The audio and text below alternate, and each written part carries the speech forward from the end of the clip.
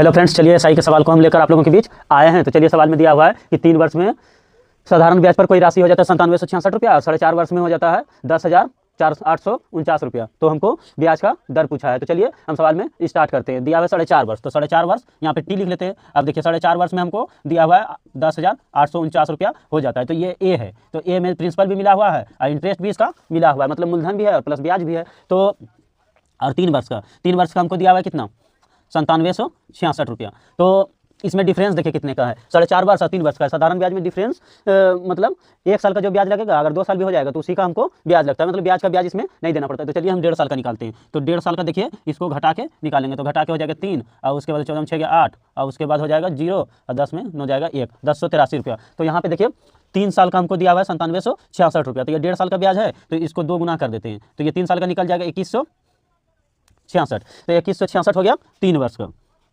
3 वर्ष का 2166 रुपया हो गया। तो अब 3 वर्ष का हमको मिश्रधन दिया हुआ है, तो मिश्रधन में हम घटा देंगे, यानी 3 वर्ष का पी निकालना है।